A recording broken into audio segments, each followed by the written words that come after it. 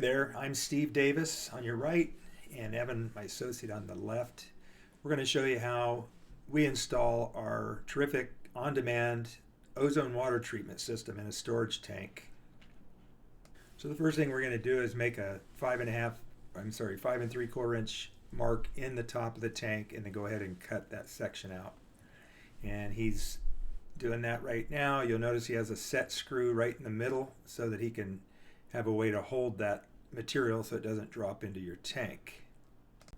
Now we're going to measure for the well casing. We want it to stick out about 4 inches past here. And here it comes. That drops all the way to the bottom of your tank and it gives it good security.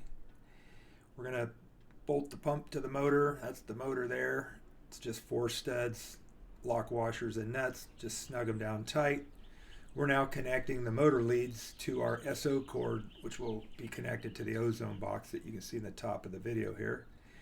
It's critical that you understand electricity, have a licensed person do this or assist you.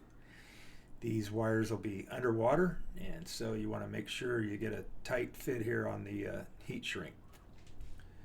Once we get this done, we're going to screw a nipple into the pump. We like using a nipple with a coupler for the lift pipe. Just preference over male adapters, but you can use either one. So we glue this in. It's best to let it sit for 20-30 minutes before you pull on it again. Let the glue set up. And then just using an electrical tape, he's just fixing the wires to the pipe to kind of get them out of the way and secure. This is the torque arrestor. So it's just a worm clamp on each end. You push it together and it makes an accordion.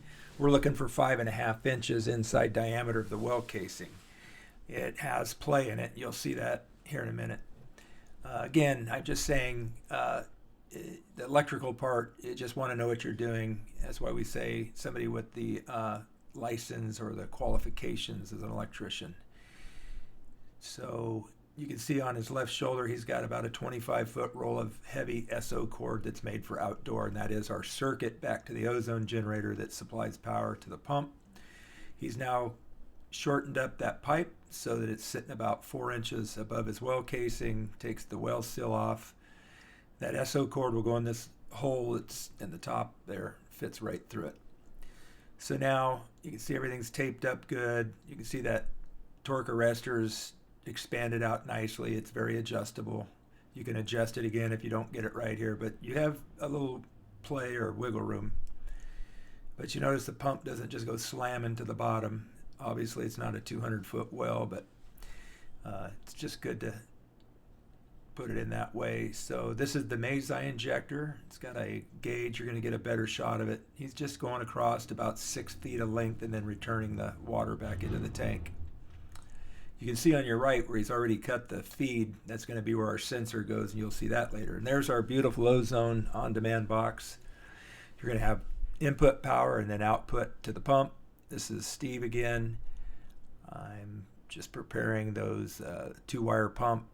This one's 115 volts, so it's line 1 on the left, neutral on the right. If it's 220, it's just line 1 on the left, line 1 on the right.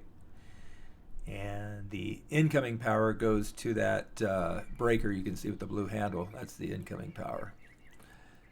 And we have this all written out in a little bit more detail. Thanks for watching.